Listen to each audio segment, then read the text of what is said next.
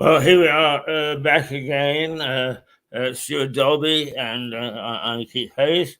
We are just waiting now for our guest this morning, or at least Stewart's guest, and Stewart will be in conversation with Patrick Dalby, is a former journalist with the Jerusalem Post, and he'll be chatting about the situation in the Middle East, which it is impossible to ignore. And much as we sometimes skip what's happening on the international scene, it is impossible to do so in this particular case because this is going to affect the world. So we'll just hang tough for a minute. Stewart, just give us a bit of background on you and Patrick. David. David, sorry? David. Yeah. Oh, yes. PD, yes. No, yes, PD Lennon. You're absolutely right. Make sure that I've got that right. Let's see. Yeah. Right. Yes, we've got it right. So we're just waiting for David to join us, and David is very experienced. David is an Irishman, as you might remember, but he is married to a very, very wonderful Israeli lady, Vicky, and he worked for the Jerusalem Post for 11 years, I think, right, in Jerusalem, and then he took over the Financial Times Bureau in Tel Aviv. And when I used to go and see him, and we used to chat away, and he kept moaning to me about expenses, but we won't talk about that. And we both went and did the invasion of Lebanon together, where the general decided he was going to go right up to past Beirut and get in touch with the Maronite Christians and polish off all the Palestinians they could find in Lebanon. At that stage, there were quite a lot, and there was a whole load of them under Yasser Arafat, who was the leader of the Palestinians. Right. They were stuck in place in Beirut, and I must say, finally, the editor of the Financial Times, Gordon Newton, used to call Yasser Arafat, "Yes, sir, Mr. Ratatat." We used to call him, "Yes, sir, Ratatat." And the thing is that they finally evacuated out to Gaza. I think it was Gaza. Yes, it was Gaza, and they stayed there ever since. But I think Yasser has died since then, but he's not in charge anymore. So Gaza is certainly one of the places they went to, they evacuated to, but there was somewhere else as well, I think. Because nobody would take them. Because there wasn't a country, Palestine, you know. No, right. Because there was a war, if you remember, there was that war against Jordan, because of trying to establish the identity of Palestine. Yeah. In fact, that started in 1948, didn't it? Yes. But in fact, right. If you're really going back, it's back to 2017 when the Sykes-Picot. Hello, here we go. Where are we? Is that mine? No, this is mine, isn't it? Yeah. Where are we?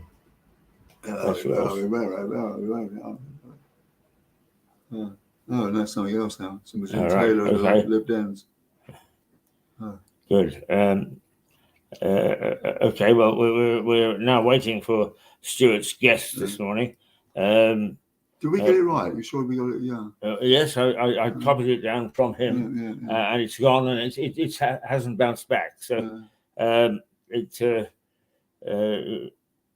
mean, if you like, you can call him, make sure that he's received the thing. Oh, here we go. Here he is. Yeah. Oh. Yeah. Great. Right. Okay.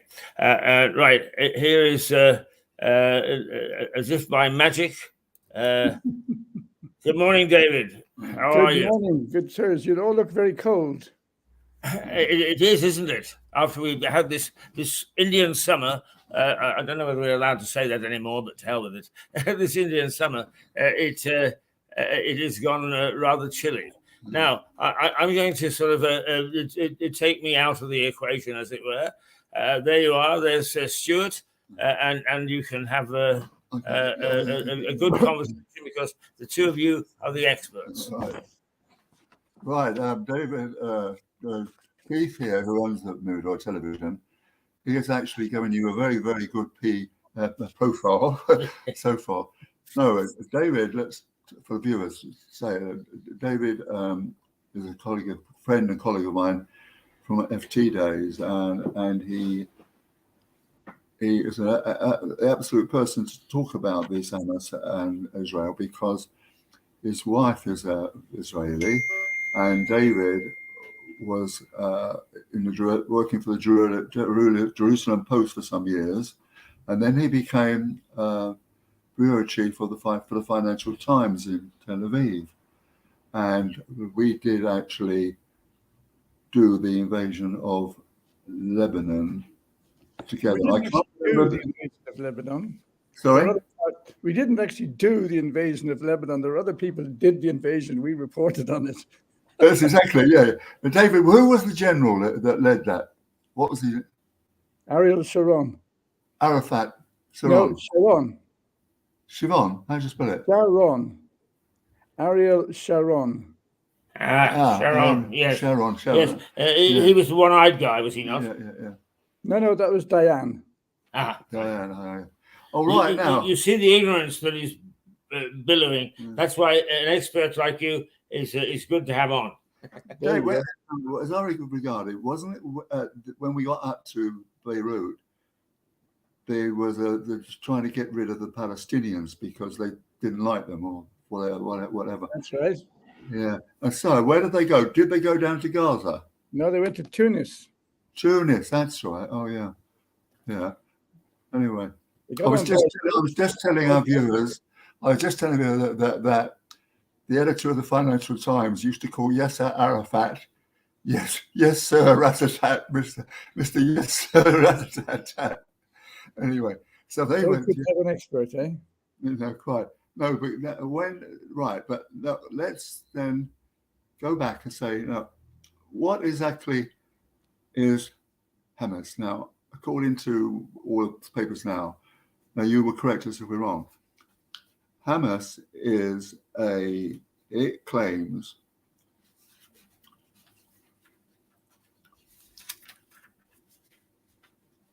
right, let me just get my thing here, if I may.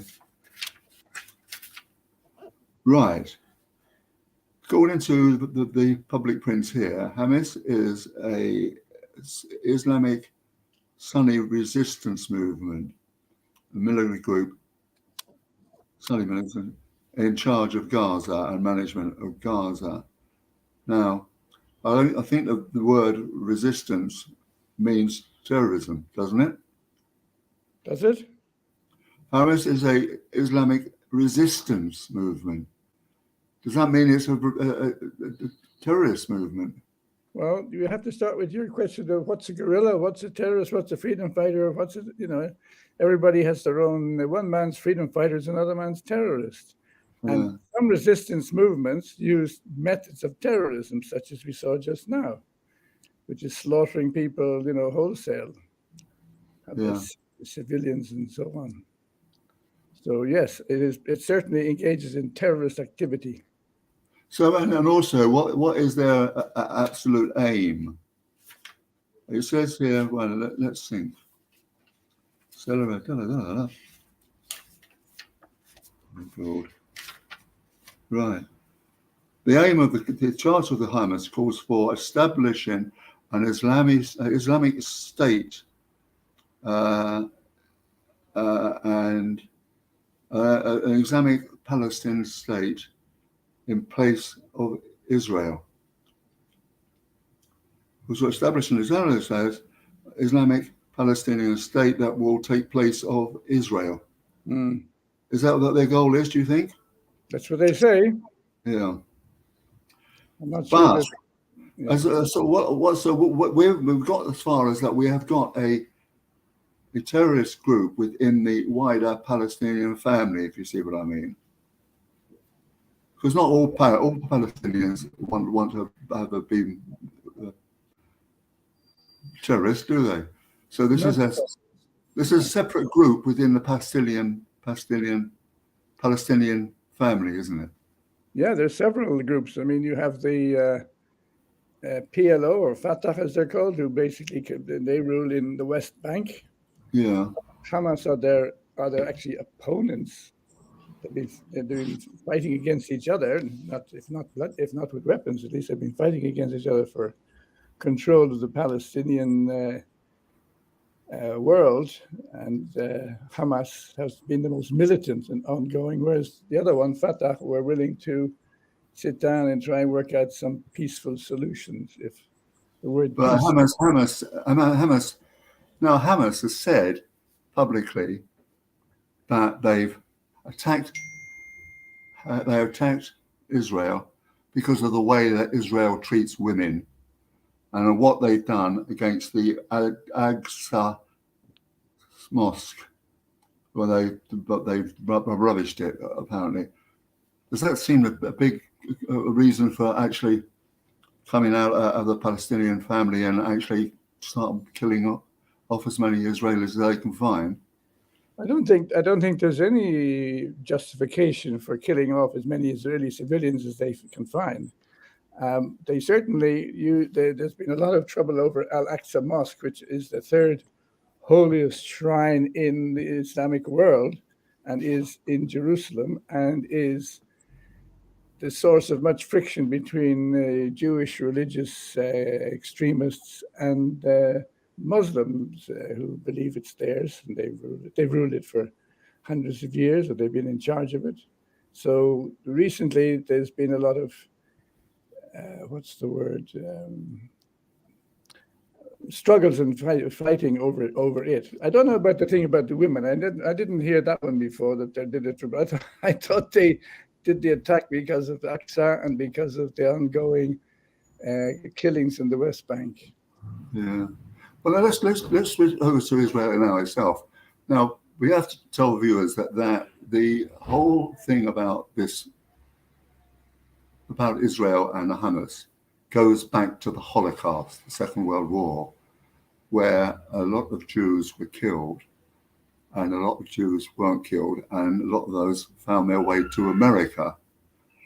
And America, there were so many of them that they actually became a very interested voting power. They could actually dominate through their all the Jews in, say, Palestine. What am I talking about? Boston and New York and other places. There were so many of them that they could affect American voting power. For example, they could say, right, Biden must go in an election, right? Partly because of this Jewish cluster voter. Is that correct? I have no idea what you just said. The American Jews have voting rights the same as American Christians and American Muslims, and and America is a country where people use their political power to get what they want, whether it's pork barrel politics, to have a road built through their town or an industry placed there. And the Jewish people are doing the same thing. They support Israel by and large, and they want the American government to support Israel by and large, which it has done and still does. But why do they feel obliged to support Israel all the time? Because they see it as a home, as a place where they can be safe. What's question mark now? But having been through centuries of anti-Semitism, insecurity, and after the amazing, horrifying events of the Second World War and the Hitler's Holocaust, they said that's the only way we can be safe is to have our own state. And American Jews, like Jews in most parts of the world, believe that this is probably the solution to an extent. Yes. So they say they obviously support the existence of a state of Israel. Not everybody supports everything that the Israeli governments do, particularly in the recent times with the rise of the right-wing and religious groups in the Israel government. Right. Yeah. That's the whole point I was trying to was bumbling towards. Yeah. I mean, I think that yes, and Bill Clinton tried to actually. Other people had tried to actually solve this thingy problem, not managed it. I think Bill Clinton came quite close, didn't he? Yeah, Bill Clinton did. Of course, the one who got the biggest, who got the closest involved, of course, was Jimmy Carter, the much maligned Jimmy Carter, who actually brokered a peace deal between Israel, Egypt, and Jordan way back when. And he was the most successful in getting them together and ending the fighting between Egypt and Jordan and Israel. And then Jimmy Carter came. Then Bill Clinton came along, and he tried to. He held peace talks and negotiations, but in the end, they weren't able to reach agreement. Right. Yeah. So yeah. So but then. Yeah. So now we've got some. Biden has actually been giving them some weapons and so forth, but now he's done some humanitarian things, hasn't he? He's done some humanitarian too. Yeah. Yeah. He's trying to get Israel to agree to open the border to let in humanitarian medical aid and to establish safe havens for people. But there's only one exit now through Egypt, isn't there? Yeah, that's right. Yeah. But even that's not open because there's been bombing on the Israeli side of it, and the Egyptians say it's not safe. No. They need some sort of. He might be able to get an agreement today. He flew in today to Israel, didn't he? Yeah. At the worst possible time, but not his plan. He didn't plan it to be the worst possible time. Well, you know, do you think that Rishi Sunak is going to have much of an impact on all this? Who? Our Prime Minister, you know, remember him? Rishi. Well, I tell you, I'm sure he's a very good father. I'm not sure if he has much influence with anybody outside of his family and the bankers who sold all this money. But I don't think. I mean, I think that people like Rishi. Look, England decided to leave the European Union, and in doing this, it reduced its position as an international player of any significance. And today, it's if he wants to go to Israel and say, "I support you," they'll say thank you. But if he says, "But please don't bomb this hospital," he'd say, "None of your business, mate. We'll do what we have to do." So no, I don't think that Rishi would have much influence. But and that what's the name of that very badly misnamed foreign secretary? Cleverly. Is he really Cleverly, Mr. Cleverly? Yes, I don't know. He's been running around making statements that nobody listens to. Yeah. No, I'm afraid I don't think England has any role to play except to say they didn't really mean to start all this when they gave up the mandate back in the 1940s. Right. I mean, its historical role was, of course, that Britain took over the mandate for the Palestinian area after the First World War, but then eventually in 1947-48 decided that there was too much fighting going on and they better bugger off, so they did. But that was because of the Sykes-Picot situation, wasn't it? Yeah, bring the French in. Always good to bring the French in. Yeah. And what happened? They decided to separate the Middle East. So we got what? The French got Syria and Lebanon. Yeah. And we got Iraq and what's known as Transjordan, which is Palestine and Palestine is Jordan, isn't it? Part of Jordan is Palestine, isn't it? You want to have an hour-long debate? We could discuss that, but historically it was known as Palestine, this area. Geographically, I mean, there wasn't a state or anything. No, exactly. Yeah. So what do you now think is going to go develop from here? I mean, seems to be every day. It seems to get worse and worse and worse, and kids are being killed and so forth and so on by third parties. It's getting a bit gruesome, isn't it? Really.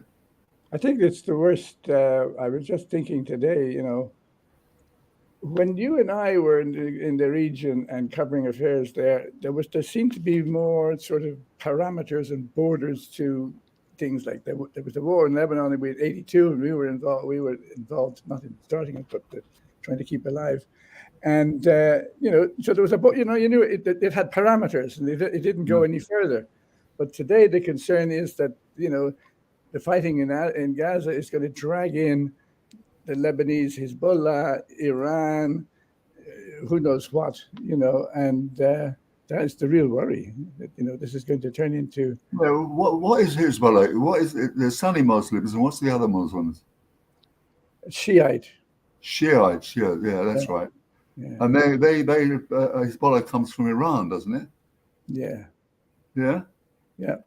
Wish they keep their nose out of that for starters, didn't you? Well, they're not very nice people, are they?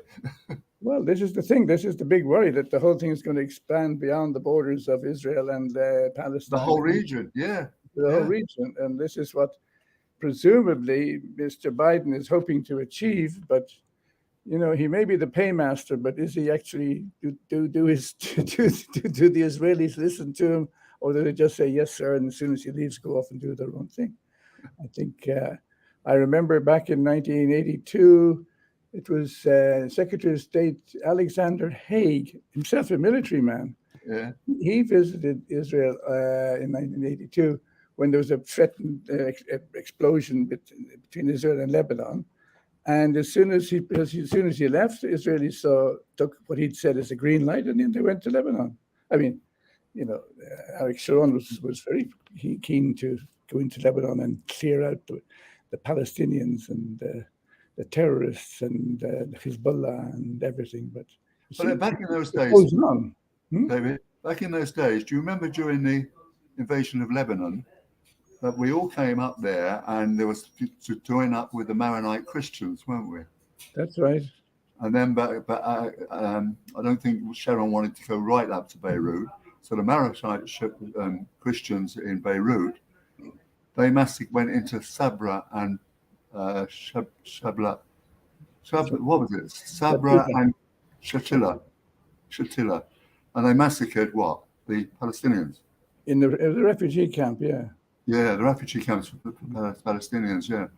Sabra and Shatila, and that was the Maronite Christians that did that, wasn't it? It was indeed, yeah. Because they were supposed to join up with the Israelis, weren't they? They were working with them, yeah.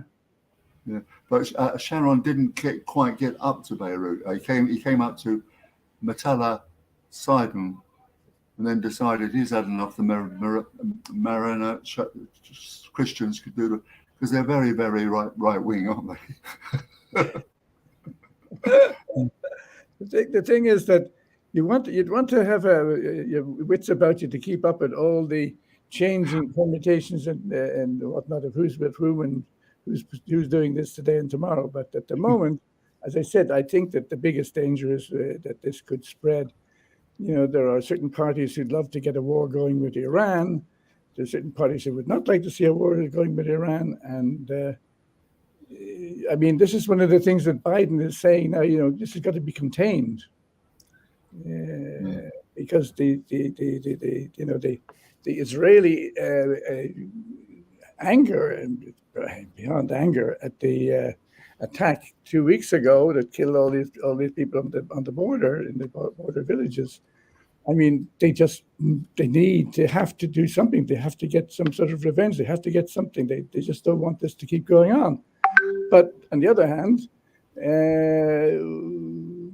the Americans are worried that if this spreads, then it's going to be, who knows where it will end. I mean, by the way, just as a matter of interest, all those Israeli villages up on the northern Lebanese border have now been evacuated by Israel because they're obviously anticipating some sort of a blow up there. Oh, just because I'm writing my memoirs, what is that fault that you had to get around going up? Was it Fort Belvedere? Belvedere. Was it not Beaufort? Beaufort, that's it, yeah. Misnamed, Beaufort, beautiful fort. A lot of people were killed at the beautiful fort. How do you spell it? B-E-A-U? Yeah, F-O-R-T. It's a French word, obviously, because the French had all their influence there. So, or maybe from the days of the Crusades, I suspect. Yeah, you see, it goes back a long way. All this fighting. Remember the Crusades? May I ask a question? May I ask a question, Stuart? Yeah. David, you just made the comment about trying to contain this situation, and people keep on saying the wider implications, but I haven't seen anybody yet who has actually outlined what the wider implications may be. Could you paint a scenario for us? Well,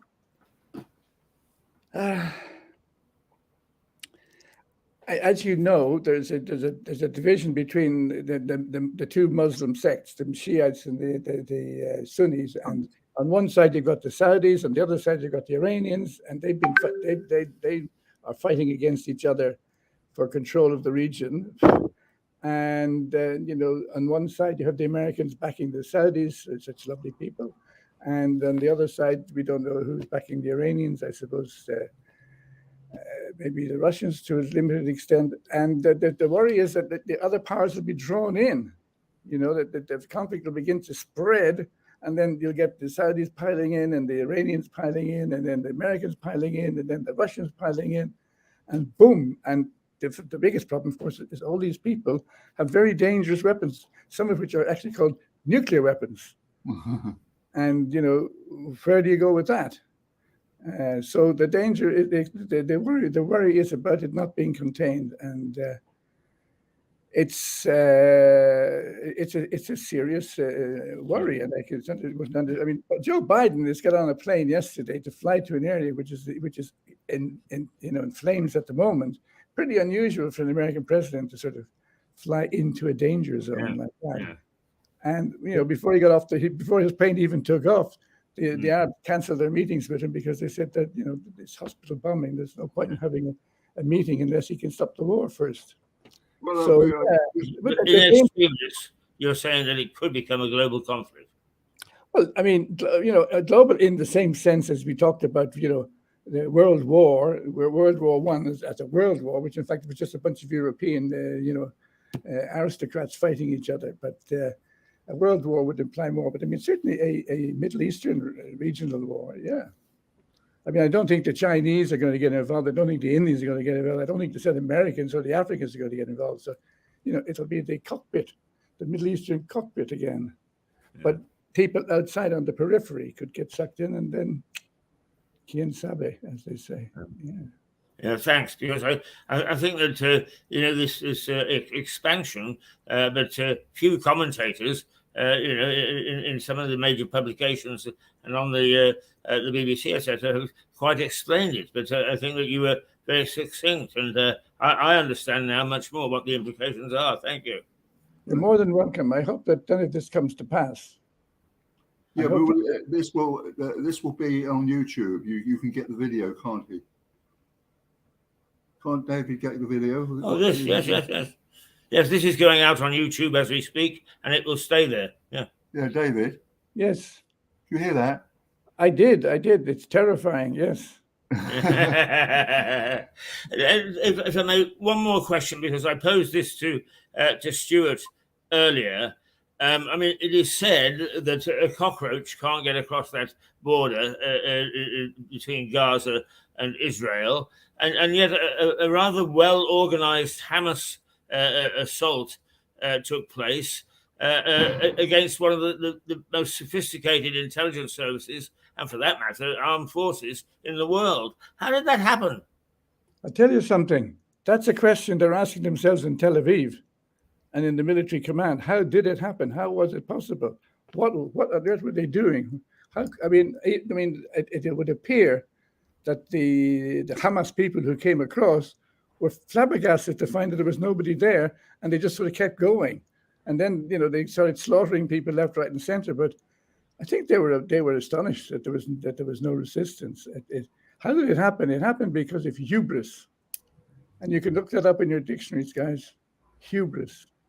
The Yeah. Israelis became overly confident about their Nobody would touch it. Yeah. and they should have referred back to the one-eyed General Moshe Dayan's eulogy back in 1956 when one of the guards in one of those kibbutzim that was attacked now, he gave an obituary in which he said, "These people are 8 miles away from us. They're angry, and we should be on guard all the time." And of course, they became so confident that they let their guard down, and there will be, serious questions asked, and I suspect a lot of people will end up losing their jobs. Well, David, that is very, very kind of you to do this, and hope you had a nice time as well. Yeah. Thank We you very much. do appreciate it. We are small, but we punch well above our weight. Yeah. And having people like you explain to our viewership, who are fairly sophisticated, exactly what the situation is from an expert is extremely useful to us. So I hope you don't mind if we chat. If this thing goes on and on and on, which is likely to, perhaps we could tap you again from time to time and get your viewpoint. Well, I'm very happy to chat with you. We've made you, Stewart. we've made you a star of film, TV, and radio. I'm waiting for a star in the sky to be named after me. Yes, but anyway, nice to talk to you again, Stewart, and see you looking just like a fisherman. This is one of his famous hats. But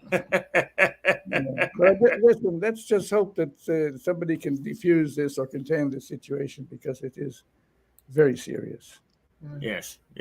For all sides, and the number of deaths. Yes, David. Si, senor. Me and Leslie are going to be coming out to London a lot more at the Frontline Club, so perhaps we could meet up It's there. been broadcast on YouTube that you're coming up to London. Sorry? I said, is it being broadcast on YouTube that you are coming up to London? The masses, crowds at the train watching him get off.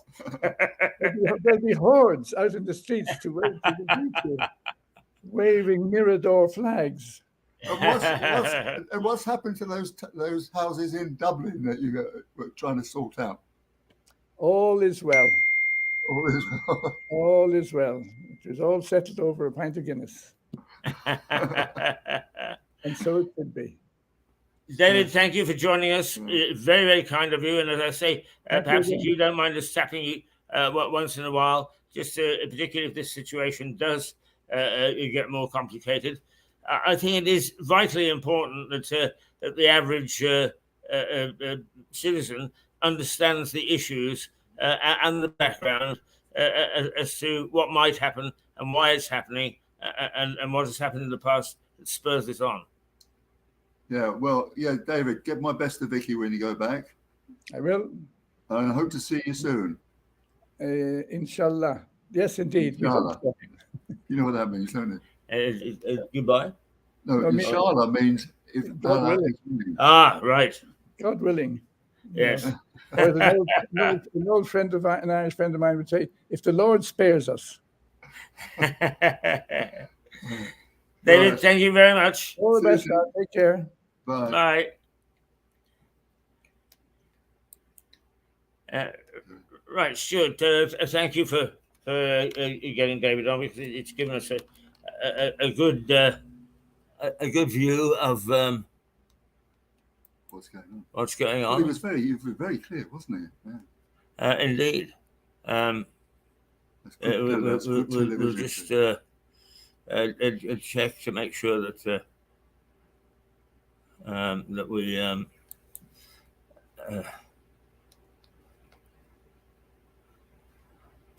right. That's just a note from our next guest that he doesn't mind being kept waiting because of the importance of this. So we'll cut off now. We'll say goodbye, and we'll go to the next next series. So thanks, Stuart. That's absolutely great. Yeah. What I need to do now is just sign us out, and we'll get on with the next phase, as it were. But that's terrific, and I'm glad that you managed to arrange that. It is very topical, but also very complex, and that you've got David Lennon on to explain some of this, and the two of you being experts is very helpful. Okay, Yeah. Toodle pip, everybody, we'll see you in 5 minutes. I've had a lot of my mates on here, haven't I? Sorry? I've had a lot of my FT mates. Yes, well, it's long may it happen. Yeah.